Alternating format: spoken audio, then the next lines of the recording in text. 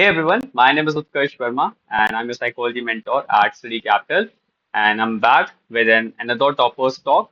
Today I have with me Varshita. She has been selected for the BHU and let's understand and let's hear from her side कि क्या क्या challenges उन्होंने face किए, कैसे उन challenges को identify किया and most importantly what things she did जिससे कहीं ना कहीं उन्हें बाकी एस्पिरेंट्स के कंपैरिजन में ज्यादा मार्क्स मिले so welcome Varshita how are you I'm fine. और तो आप बनारस में शिफ्ट हो चुके हो या अभी भी लाइक वेट कर रहे हो नहीं, हम बनारस से ही हैं, ओके तो ओके ओके शिफ्ट नहीं करना पड़ा यहीं से। अच्छा अच्छा ओके ओके तो आपकी क्लासेस स्टार्ट हो गई होंगी अमेजोन क्या अभी होने वाली हैं हाँ, ऑलमोस्ट एक 1.5 हफ्ते से 2 हफ्ते हो गए क्लासेस स्टार्ट हुए। ऑलराइट तो तो हम क्लासेस तो काफी अच्छी चल रही है। ओके ओके हम स्लोली स्लोली उस सेगमेंट पे आएंगे सो अगेन मेरा हर टॉपर से पहला क्वेश्चन ये रहता है बहुत ही बेसिक सा है कि why did you choose psychology मतलब आपने साइकोलॉजी कब सोचा कि एज अ करियर मैं इसकी तरफ जा सकती हूँ एक्चुअली मेरा डिसऑर्डर्स में काफी ज्यादा इंटरेस्ट था, क्लिनिकल डिसऑर्डर्स में बेसिकली। और एक चीज ये भी थी कि पहले जब छोटे थे तो पता नहीं था कि डिप्रेशन जैसी चीजें भी होती हैं या ऐसे भी क्लिनिकल डिसऑर्डर्स होते हैं, जैसे हेलुसिनेशंस हो गए या डेल्यूजन हो गए। लेकिन बड़े होते होते पता चला, और ये भी चीज रियलाइज हुई कि इंडियन सोसाइटी में कहीं ना कहीं इन सारी चीजों को उतना ज्यादा इंपॉर्टेंस नहीं देते हैं। जैसे अगर डिप्रेशन के बारे में आप बातें करो तो पहले तो लोग करते नहीं है, थोड़ा तो अशेम्ड भी होते हैं कि नहीं नहीं ऐसे कैसे बोल दे कि हमको डिप्रेशन है। तो वो एक स्टिग्मा जो है इंडियन सोसाइटी में वो भी ठीक करना था, क्योंकि उतना मेंटल हेल्थ को सीरियसली नहीं लिया जाता है। हम्म, तो इसलिए भी थोड़ा इसकी तरफ, साइकोलॉजी की तरफ इंटरेस्ट था कि इंडिया मतलब सोसाइटी के लिए भी कुछ कंट्रीब्यूट कर सके, और साथ में क्लिनिकल डिसऑर्डर्स में भी इंटरेस्ट था, तो उसमें भी पेशेंट्स को क्योर करने का था कि वो चीज आए। ऑलराइट तो आपने अंडर ग्रेजुएशन किस फील्ड से किया है साइकोलॉजी बैकग्राउंड या नॉन साइकोलॉजी बैकग्राउंड हाँ, साइकोलॉजी बैकग्राउंड से। ओके ओके तो आपकी ग्रेजुएशन में और क्या सब्जेक्ट्स थे सॉरी। आपके ग्रेजुएशन में और क्या सब्जेक्ट्स थे अदर देन साइकोलॉजी हाँ, साइकोलॉजी था, इंग्लिश एंड हिस्ट्री था। Okay okay so now let's come back let's go into a time machine so remember that day जब आपने पहली बार सोचा कि ओके अब प्रिपेयर करते हैं सीयूईटी के लिए now it is the time तो क्या उस टाइम पे आपकी स्टेट थी कितना ब्लैंक आप फील कर रहे थे किस तरह से आपने चीजें शुरू की वो एकदम इनिशिएशन वाला मुझे फेज आप बताओ ओके। तो अब बीएचयू शुरू से मेरा टारगेट शुरू से बीएचयू ही था कि बीएचयू ही चाहिए, सिर्फ वही एक था। तो सीयूईटी का एग्जाम जब था, एक्चुअली अंडर ग्रेजुएशन में भी दिया था, उस समय भी सीयूईटी आ गया था, पर उस हम्म समय सिलेक्शन नहीं हो पाया था। तो जब इस बार आया तो फिर लगा कि नहीं नहीं अभी तो बीएचयू चाहिए, क्योंकि ये कहीं ना कहीं मेरा लास्ट चांस था। और अगर मास्टर्स में नहीं हो पाता तो शायद वो अपॉर्चुनिटी चली जाती कि बीएचयू में पढ़ भी सकते हैं। तो हम्म एक तो वो था कि अंदर से थोड़ा था कि करना है। फिर उसके बाद एक थोड़ा रिलायबल प्लेटफॉर्म चाहिए था जहाँ से प्रिपरेशन कर सके। तो थोड़ा रिसर्च किया और आपके वीडियोस देखे, तो फिर स्टडी कैपिटल काफी अच्छा लगा। तो लगा कि इसको ज्वाइन करना चाहिए। तो ये भी था, और मेरे थोड़े से जैसे 3 साल ग्रेजुएशन के पता नहीं कहाँ चले गए, पता नहीं चला। बेसिक्स भी क्लियर नहीं हो पाए थे, बस सिलेबस में जो आता था एग्जाम के 1-2 दिन पहले पढ़ लेते थे और एग्जाम दे देते थे। हम्म फिर उसके बाद थोड़ा बीच में लगा कि नहीं अब पढ़ना चाहिए, तो अराउंड आई थिंक अगस्त वगैरह के अराउंड थोड़ा यूट्यूब पे वीडियोस देख के बेसिक्स क्लियर किए पहले तो। फिर हम्म नवंबर में स्टडी कैपिटल का बैच आया तो वो ज्वाइन कर लिया। तो बेसिक्स ओके पहले से क्लियर थे, फिर आपने पढ़ाया तो बिल्कुल ही क्लियर ही हो गए थे, अच्छे खासे तो कंसेप्ट। आप बेसिकली तो कर्तव्य इसलिए 2.0 बैच में थे कर्तव्य सेकंड हाँ, फाउंडेशन बैच मेरा नवंबर में होता हाँ, okay alright and if I am not wrong आप क्या विजेता बैच में भी थे एमसीक्यू वाला बैच था हाँ, एमसीक्यू वाले बैच में ओके सारे ओके बैचेस में थे, फर्स्ट वाला छोड़ ओके के। Okay okay alright so like initially आपने बिफोर ज्वाइनिंग दिस बैच आप इनिशियली किस रिसोर्सेज को फॉलो कर रहे थे अब विद द जर्नी भी आपने एग्जाम टाइम में कौन कौन से रिसोर्सेज को फॉलो किया अपनी प्रिपरेशन के लिए यूट्यूब पे वीडियोस देखते थे। मेरा जो अंडर ग्रेजुएशन का सिलेबस था वो फॉलो करते थे, और उसमें अच्छे खासे मेरे बेसिक्स क्लियर हो गए थे। फिर ओके सीयूईटी का सिलेबस भी था, तो उसके अकॉर्डिंग वीडियोस ढूंढते थे यूट्यूब पे। तो उस हम्म समय यूट्यूब पे एक था माइंड रिव्यू करके चैनल, हम्म वो बहुत अच्छा लगा था हमें। तो फिर वो उससे हेल्प मिली काफी, वहां पे वीडियोस देखते थे, बेसिक्स वहां से क्लियर हो गए थे। हम्म पहला यही था। Okay, so basically you are saying कि आपके यूजी का जो साइकोलॉजी का सिलेबस है दैट इज वेरी इंपॉर्टेंट, आपको वहां से बहुत इंफॉर्मेशन मिल जाती है विच विल हाँ। Eventually help you in the exam. Alright, hmm. So after joining the batch आपका एक आवर तो इधर फिक्स हो जाता था कि एक घंटे की क्लास रहेगी, but what was your daily routine, like कितने बजे आप सो करते थे, आप कब पढ़ने बैठते थे, कैसे आपने टाइम स्लॉट्स को डिवाइड कर रखा था, बिकॉज आई एम श्योर आपकी क्लासेस होंगी, प्रैक्टिकल्स लिखने होंगे, फाइल्स कंप्लीट हुँ। करनी होंगी। So how did you manage your single day, क्या उसका ब्रेक डाउन था एक रफली? इनिशियली तो बहुत मुश्किल आई क्योंकि पढ़ने की आदत नहीं थी बिल्कुल भी।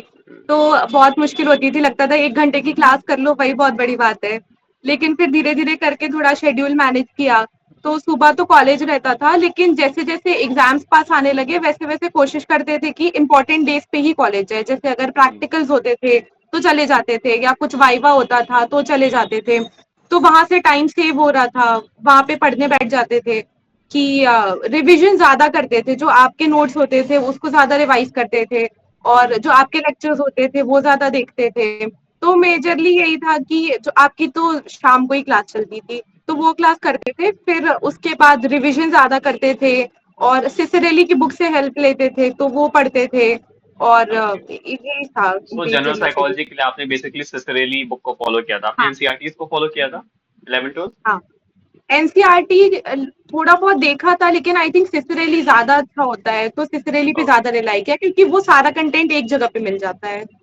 Okay, so basically other than this 1 hour जो आपकी बैच के होते थे, अदर देन दिस आप दिन में कितने घंटे स्पेसिफिकली साइकोलॉजी प्रिपरेशन होते थे अपने इनिशियल फेजेस में, लाइक नवंबर दिसंबर के टाइम पे? इनिशियली तो 1 घंटा जो वीडियो देखते थे वो और 2-3 घंटे रिवीजन में और बुक्स वगैरह में चले जाते थे। ओके, तो ओके। 4 घंटे के करीब पढ़ते थे, पर बाद में टाइम और बढ़ा दिया था।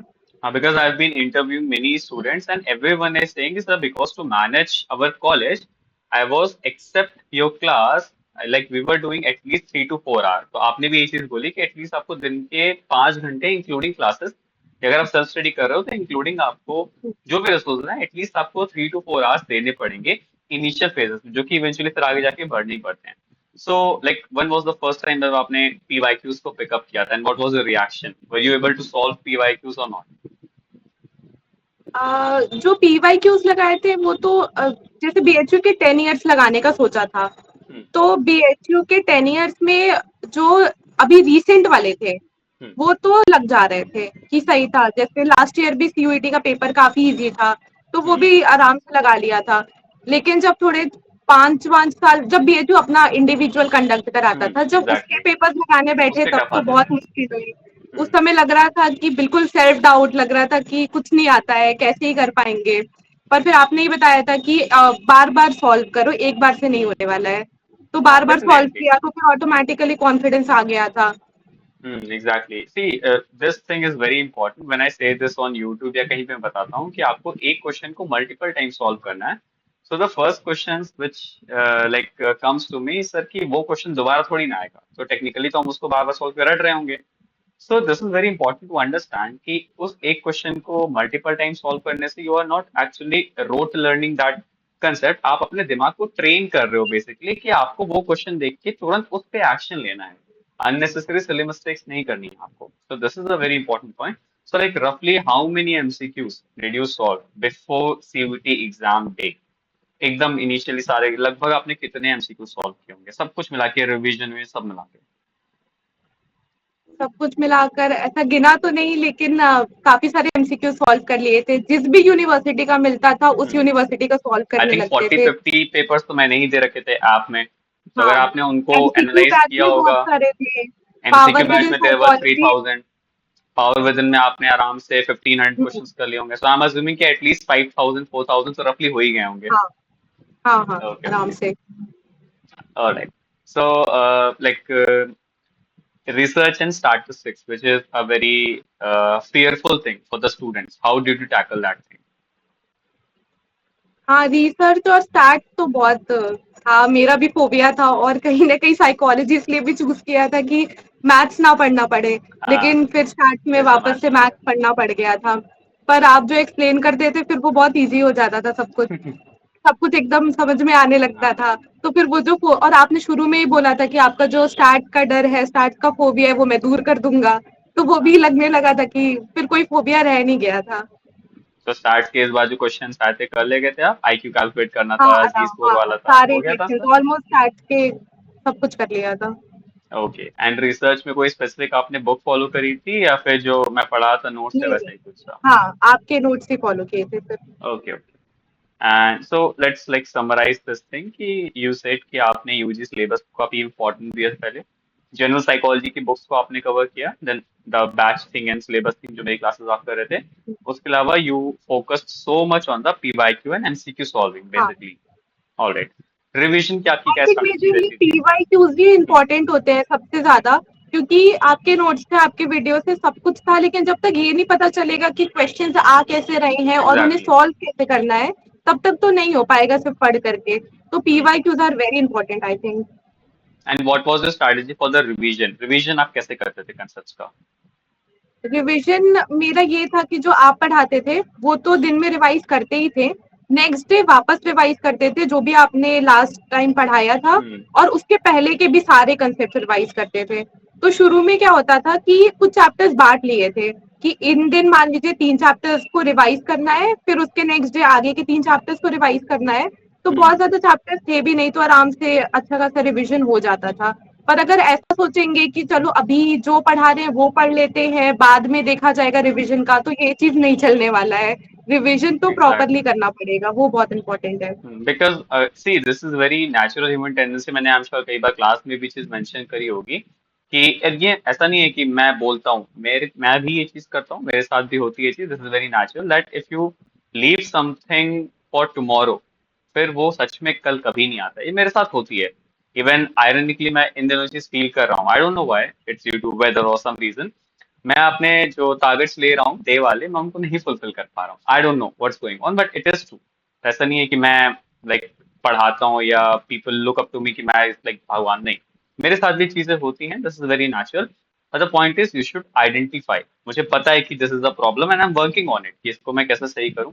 सो like coming back to the topic, जब आप प्रिपेयर कर रहे थे, you prepared everything, what was the reaction just before the exam day? क्या रिएक्शन था? वो शाम कैसी थी, वो रात कैसी थी? बहुत बुरी रात थी, बहुत बुरी शाम थी। और आपने वो लाइव शुरू अटेंड से किया था जो मैं एग्जाम के एक दिन पहले लेता हूँ? हाँ, लिया हाँ, था मैंने? अटेंड अच्छा। किया था। वो तो बहुत इम्पोर्टेंट था एंग्ज़ायटी दूर करने के लिए, क्योंकि सुबह से ही बहुत एंग्ज़ायटी हो रही थी। हम्म। और दोस्तों को भी फ़ोन करके आपने बोला था ना कि एक दिन पहले मत पढ़ना बिल्कुल भी, जितना हम्म। पढ़ लिया है उतना काफ़ी है। हाँ तो एग्जैक्टली। मेरा भी ये था कि फालतू में लास्ट टाइम पे स्ट्रेस लेने का कोई फ़ायदा नहीं है, क्योंकि कांसेप्ट फिर लगता है कि कुछ भी नहीं आता है। तो हम भी रिलैक्स ही कर रहे थे, पर बहुत एंग्ज़ायटी हो रही थी और लग रहा था कि इतना पढ़ा तो है, लेकिन कहीं अचानक से कोई ऐसा क्वेश्चन आ गया जो नहीं सॉल्व कर पाए, हम्म। तो वो कैसा होगा? तो एंग्ज़ायटी वगैरह थी। फिर जब आपका जो बैच उस दिन जॉइन किया, तो लगा कि सबका ही यही है, सबको ही एंग्ज़ायटी हो रही है। तो एक अच्छा माहौल मिल गया था एंग्ज़ायटी फुल लोगों का, तो फिर थोड़ी कम एंग्ज़ायटी होने लगी जब पता चला कि हम्म। दूसरों को ज़्यादा एंग्ज़ायटी है। हाँ तो this is true, if there is a problem and when you see that everyone is having that problem, तो फिर उतना बुरा नहीं लगता है कि ठीक है मैनेज हो जाएगा फिर तो। So like on the exam day आप उठे, राइट, आप एग्जाम सेंटर पहुंचे, all you did biometric attendance all those things, you sat down on the system. उस टाइम पे क्या फीलिंग थी? वो जो एग्जाम शुरू होने से जस्ट पहले के 15-20 मिनट होते हैं, व्हाट वर योर थॉट्स? कैसे आप चीजों को कंट्रोल कर रहे थे? व्हाट वाज गोइंग ऑन बहुत इनसाइड यू? बहुत ज़्यादा एंग्ज़ायटी हो रही थी, क्योंकि शुरू से मेरा एक ही था कि बीएचयू ही चाहिए। अगर मेरे पास हम्म। और ऑप्शंस होते कि इसमें भी चले जाते, उसमें भी चले जाते, तो शायद थोड़ी कम एंग्ज़ायटी होती कि एक बैकअप ऑप्शन है। हम्म। पर पता था कि ये मेरा लास्ट चांस है और अगर ये चला गया तो वापस नहीं मिलने वाला है। तो थोड़ी एंग्ज़ायटी तो थी इस चीज़ को लेकर के, लेकिन ये भी था कि अच्छी खासी प्रिपरेशन थी, तो एक कॉन्फिडेंस भी था। क्योंकि वो भी इम्पोर्टेंट है कि आपको अपने ऊपर कॉन्फिडेंस होना चाहिए कि आपने जो भी 6-7 महीने में प्रिपरेशन की है या 1 साल में प्रिपरेशन की है, वो ऐसे ही तो नहीं की है, उस वो तो हेल्प आएगी ही। तो बहुत एंग्जाइटी तो थी। बस ये चीज लगता है ना कि कहीं कोई ऐसा क्वेश्चन ना आ जाए जो पढ़ा ना हो, बस इस चीज की एग्जैक्टली। एंग्जाइटी होती है। बाकी तो पता ही होता है कि हाँ प्रिपरेशन की है, सारे टॉपिक कवर किए हैं, उनसे बाहर तो क्या ही आएगा। पर फिर भी डर तो होता ही है कि कुछ आ गया तो। Exactly, and this is very important कि आपको कॉन्फिडेंस होना चाहिए। And let me tell this to all our viewers, जिस इंसान को आप सामने देख रहे हो, शी ओनली फिल्ड BHU। इसका मतलब इन्होंने सिर्फ BHU के लिए रजिस्टर किया था। So she was, I don't no कितना कॉन्फिडेंट थे अपनी चॉइस को लेके कि मैं सिर्फ BHU के लिए भरूंगी, मुझे पता है मेरा BHU में हो जाएगा। So what was your like, what was going inside you जब ये थॉट सोचा कि मुझे DU, जामिया, पौंडीचेरी, हैदराबाद कहीं और का रजिस्ट्रेशन करना ही नहीं है, I want BHU, so I will go only for BHU। Like how did this confidence came to you? इस बार ये एक अच्छी चीज थी कि जो रजिस्ट्रेशन होना था वो मार्क्स आने के बाद होना था। हम्म। जैसे जब हमने अंडर ग्रेड का किया था तो फिर उस समय पहले ही रजिस्ट्रेशन कर लेना था और रिजल्ट बाद में आ रहा था। हम्म। तो उस समय एक अनसर्टेनिटी थी कि यार पता नहीं हो पाएगा कि नहीं। पर इस बार क्योंकि रजिस्ट्रेशन बाद में करना था तो जब मार्क्स आए तब तो क्लियर हो गया कि यार अब तो हो ही जाएगा इतने हाँ, मार्क्स पे it's like when you are तो प्लेइंग कॉन्फिडेंस आ क्रिकेट, तो गया। इतने मार्क्स इतने रन बना लो कि अब तो पता ही है जीतना है, बॉलिंग कैसे भी हाँ, कराओ। इसलिए सिर्फ BHU का ही रजिस्ट्रेशन किया और हमने कहीं का भी रजिस्ट्रेशन नहीं किया था। Again, if people who are watching this, अगर आपको एक्चुअली में कॉन्फिडेंस और मोटिवेशन की डेफिनेशन चाहिए, तो this could be an example कि मुझे पता है मेरा हो जाएगा, मैं तो यही का भरूंगी sir. So like you gave the exam hall में, while you were giving the exam, क्या क्या चीजें आपके दिमाग में आ रही थी, क्या थॉट्स थे, कैसे आप क्वेश्चंस को अटेम्प्ट कर रहे थे, right? Whether you attempted all question या फिर आप राउंड्स में अटेम्प्ट किए कि एक राउंड में फिर वापस से, व्हाट वाज द स्ट्रैटेजी? हम्म। तो एक ये चीज थी कि आपने एक स्ट्रैटेजी बताई थी वो मेरे बहुत काम आई थी। ओके, वो कौन ये था सी? कि अगर शुरू के क्वेश्चंस हार्ड दिखे तो समझ जाना कि लास्ट के क्वेश्चंस इजी होंगे तो डरना मत। तो जब शुरू के क्वेश्चंस अटेम्प्ट करने आए तो पहला दूसरा तीसरा आ ही नहीं रहा था क्वेश्चन, हम्म। फिर लग रहा था कि यार फिर वही सेल्फ डाउट आने लगा था। तो फिर आपकी बात याद आई कि फिर पीछे से क्वेश्चंस अटेम्प्ट करना स्टार्ट करना। तो ओके। फिर बिल्कुल लास्ट से अटेम्प्ट करना स्टार्ट किया तो लास्ट के सारे क्वेश्चंस इजी लग रहे थे। हम्म। तो वो आराम से सॉल्व कर लिए थे और फिर कॉन्फिडेंस भी आ गया था कि हाँ मेजोरिटी क्वेश्चंस हो चुके हैं। तो एक राउंड तो ये था कि जो क्वेश्चंस आ रहे थे पहले उनको अटेम्प्ट कर लिया। हम्म। फिर एक सेकेंड राउंड आया जिसमें जिन क्वेश्चंस को अटेम्प्ट किया था उनको रिविजिट किया कि सही है कि नहीं, सही This option is tick very किया है कि नहीं। important. This thing is very important. हाँ, continue please. क्योंकि कभी कभी क्या होता है कि पता होता है कि ऑप्शन ए करेक्ट है पर पता नहीं कैसे बी ऑप्शन टिक कर देते हैं, फिर Exactly, बाद में लगता है exactly, कि नहीं नहीं ए किया था बी कैसे हो गया। exactly. This is तो वो very important revisit thing you किया mentioned. कि सही है कि नहीं। और जो जो क्वेश्चन सॉल्व नहीं हुए थे उनको भी वापस से देखा, थोड़ा एनालाइज करने का कोशिश किया। तो मेरे तो इस तरीके से भी तीन चार क्वेश्चन सही हो गए थे क्योंकि जो सेकेंड टाइम में जब अटेम्प्ट करने गए तो अचानक से क्लिक कर गया कि हाँ ये आंसर था इसका। And तो three, इस four तरीके questions से basically means at least 12 to 13, 14, 15 marks. Like it matters a lot. अगर आपको सिर्फ इस छोटी सी स्ट्रैटेजी से इतना बेनिफिट हो पा रहा है, and what was the strategy for the minus marking? कैसे माइनस मार्किंग वाले ट्रैप्स आप अवॉइड हो रहे थे? माइनस मार्किंग पहले से ये डिसाइड किया हुआ था कि इतने क्वेश्चन सॉल्व करने हैं। और ओके। एक्चुअली ये स्ट्रैटेजी पहले ही बना ली थी कि इतने क्वेश्चंस करने ही हैं और इतना स्कोप है कि इतने गलत कर सकते हैं। तो तुक्के लगाने का भी हम पहले से करके गए थे हम्म। कि दो तीन तुक्के ही लगाने हैं ताकि ज्यादा माइनस मार्किंग ना हो। तो जब वहां बैठकर एनालाइज कर रहे थे तो लगा कि एक्चुअली दो तीन एजुकेटेड गेस लगाया था, पर एजुकेटेड गेस लगाया था, ऐसा नहीं कि हम्म। कुछ भी एग्जैक्टली। ब्लाइंडली कुछ भी टिक कर दिया हो। तो लकीली वो तुक्के भी सही हो गए तो उससे सो भी लाइक, नंबर मिल गए थे। तो एजुकेटेड गेस लगाने का आपका क्या स्ट्रैटेजी रहती है? Like what were your thoughts कि कोई क्वेश्चन आप किस तरह से एक साइंटिफिक इंट्यूशन पाते हो? ऐसा एक एजुकेटेड केस में ये था कि 50-50 अगर होता है तो फिर कर लेते हैं जिसमें ज्यादा आता है कि नहीं नहीं ये ज्यादा पॉसिबिलिटी है कि ये आंसर सही हो सकता है।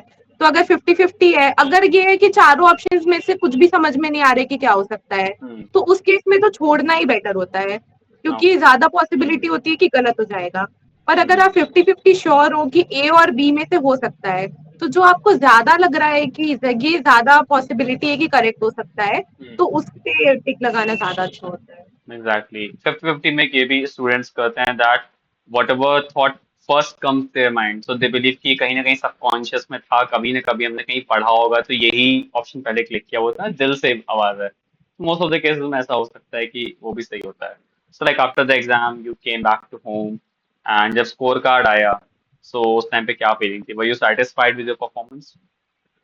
हाँ, पहले तो खुद से ही करना था, पहले तो बट स्कोर वो कार्ड उतना नहीं आया था ना ट्रस्टवर्दी पहले नहीं क्या। होता है ना, वो तो बस ऐसे ही रहता है। हमें बस बहुत आइडिया, कुछ लोग के होते हैं कि 15-20 मार्क्स ज्यादा हो जाते हैं, कम हो जाते हैं, सो मेन हाँ, thing is like score card, तो उस टाइम पे कैसा फील हुआ आपको? पहले तो स्कोर कार्ड नहीं आया था, पहले तो खुद से हम्म। ही करना था हाँ, मार्क्स आंसर वगैरह, की। तो राइट। वो किए थे। और वही एंग्जाइटी तो थी कि पता नहीं कैसा होगा, क्योंकि अपने हिसाब से तो अच्छा ही करके आए थे, हम्म। पर फिर भी कुछ भी हो सकता है लास्ट टाइम पे। तो फिर किया तो फिर जितने मेरे स्कोर आ रहे थे जब हम खुद से एनालाइज किए थे, और जो हम्म। स्कोर कार्ड आया था सब कुछ सेम था। मेरे भी ओह, दैट्स 263 ही आ रहे थे और स्कोर कार्ड ओके। पे भी 263 ही आया था। That's wonderful. बहुत कम लोगों के साथ ऐसा होता है, वरना 2-3 मार्क्स आगे पीछे रहते ही उन लोगों के। सो व्हाट वाज द हाँ, फैमिलीज रिएक्शन? क्या था? इनिशियली तो फैमिली को बताया ही नहीं था, ओह, मतलब अच्छा। पता तो था कि हो जाएगा, लेकिन फिर भी मेरी मम्मी थोड़ा-सा परेशान हो जाती हैं, फिर वो पूछती रहती हैं कि क्या हुआ, हाँ। आया कि नहीं? तो हमको लगा कि जब एकदम फाइनली आ जाएगा कि एडमिशन लेटर, तो ही बताएँगे घर में कि हाँ, अब हम्म। हो गया। जब फी पेमेंट कर देंगे प्रॉपर्ली तब बताएँगे कि हाँ, हो गया है एडमिशन। तो उस समय तो बताया ही नहीं था कि इतने सही नंबर आ रहे हैं कि बीएचयू मिल जाएगा। उस समय घर पे यही बोल रहे थे कि हाँ, हो सकता है मिल जाए, हो सकता है मिल जाए। फिर ओके, उसके ओके। बाद जब फाइनली आ गया कि अब फी पेमेंट करना है, तो पैसे माँगने थे, तब तो बताना पड़ गया। तो बताया डेफिनेटली। कि हाँ, तो सब काफ़ी और खुश हो गए थे। मम्मी तो तो बहुत ज़्यादा ही खुश हो गई थी। सबका काफ़ी अच्छा डेफिनेटली, रिएक्शन था। Like people have this one of the dream कि इस तरह की यूनिवर्सिटी में हम लोग पढ़ें। हाँ। सो लाइक अभी तक कैसा आपको लग रहा है campus? How is the campus life? बहुत कैंपस तो बहुत सुंदर है, और स्पेशली बारिश में आज ही गए थे तो बारिश हो रही डेफिनेटली। थी, तो बारिश में तो एग्जैक्टली। कैंपस बहुत सुंदर लगता है। हम्म। और ऐसे भी बहुत सुंदर लगता है, पर जैसे बारिश में तो बिल्कुल अलग ही लुक आता है उसका। हम्म। तो ये, पर हाँ एक चीज है कि हाँ एक चीज ये बोलना चाहेंगे कि जनरली, हाँ, तो जनरली हमें ऐसा लगता है कि सॉरी, इट्स ओके। तो जनरली हमें ऐसा लगता है कि मिल जाए कॉलेज, बस वही एंड टारगेट है। एक बार कॉलेज मिल गया फिर तो मजे ही मजे हैं। पर बीएचयू में आकर के ये चीज रियलाइज हुई कि वो एंड नहीं होता है, वहां से आपकी जर्नी शुरू होती है। ट्रू। क्योंकि आपने, सॉरी सॉरी,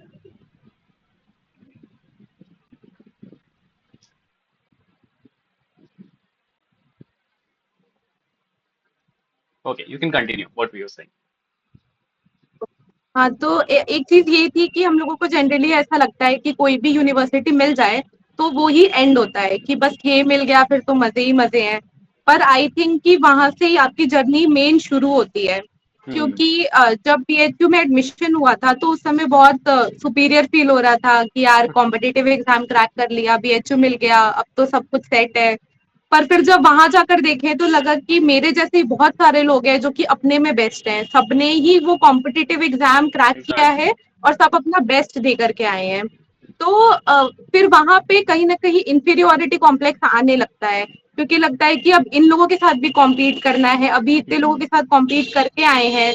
तो दो तीन चीजें होती हैं, जैसे कि थोड़ा तो अपने ऊपर कॉन्फिडेंस रखना पड़ता है कि आपने भी वो एग्जाम क्रैक किया है जो कि दूसरों ने किया है, तो आप किसी से हम्म। इंफीरियर तो नहीं हो। पर at the same time superiority complex भी नहीं होना चाहिए, क्योंकि अभी भी एक जर्नी बची हुई है कि आपको उन लोगों के साथ भी कॉम्पीट करना है, और आप उस यूनिवर्सिटी में आए हो तो आपको अपना स्टेटस मेंटेन करना है, वहां पर भी हम्म। पढ़ना है। मतलब होता है ना कि यूनिवर्सिटी क्रैक हो गई तो चलो अब क्या पढ़ना हम्म। है, अब तो नहीं पढ़ना है, जो पढ़ना था अननेसेसरी पढ़ और लिया, पर ऐसा नहीं ग्रैंडियोसिटी में होता है। नहीं आना है कि like I am the best, वो नार्सिसिस्टिक बिहेवियर डेवलप नहीं करना है कि अब तो बीएचयू डीयू में हम आ ही गए हैं, ऐसा नहीं होना चाहिए। हाँ, एग्जैक्टली। तो एक ही। All right. So my last question would be any two, three suggestions in a very crisp and short manner you would like to give to the upcoming aspirants to 2026 का एग्जाम देने वाले हैं? क्या suggestions आप उनको दोगे? I think सब अच्छा ही कर रहे होंगे, जो भी वीडियो देख रहे हैं अपने अपने में सब बेस्ट है। पर हाँ, पीवाईक्यूज पे ज्यादा फोकस करना, और एक कोई रिलायबल प्लेटफॉर्म ढूंढना जहाँ पर आपको पता, हम्म। आप कॉन्फिडेंट हो कि ये सही इंफॉर्मेशन ही देंगे और जिनके ऊपर आपको पूरा कॉन्फिडेंस हो, तो वो इम्पोर्टेंट है। साथ में पीवाईक्यूज इम्पोर्टेंट है, पर बेसिक क्लियर होना चाहिए। आप कितने भी बड़े बड़े बुक्स पढ़ लो, उससे कुछ नहीं होने वाला अगर आपके बेसिक्स क्लियर नहीं है तो वो मेन चीज है कि आपके बेसिक्स पूरे पूरे क्लियर होने चाहिए, कॉन्फिडेंस भी होना चाहिए खुद पे। रिवीजन बहुत मैटर करता है। तो हम्म। अगर ऐसा ब्रीफ करें तो revision, PYQ, basic concept clear होने चाहिए, और आपको एक रिलायबल प्लेटफॉर्म ढूंढना पड़ेगा अपने लिए। हम्म। ये ऑल आपकी राइट। प्रेपरेशन में बहुत हेल्प करेगा। Thank you so much. Thank you so much, Varshita, for giving your time. And I hope लोगों को बहुत ज़्यादा अच्छे insights मिल होंगे. And if you like this, you can just like the video. And I'll be making many more videos with the toppers talk so that कि आप हर एक topper का अपना अपना एक unique perspective जान सको. And I definitely wish कि आप अपना भी एक unique perspective as a topper. Very soon you'll be having it. And if you want to prepare, my batches are live right now. You can join by downloading the City Capital app from the Play Store. There you will see my course and you can start your learning and boost your resources. Thank you so much. See you soon in the next video. Thank you, Vashita.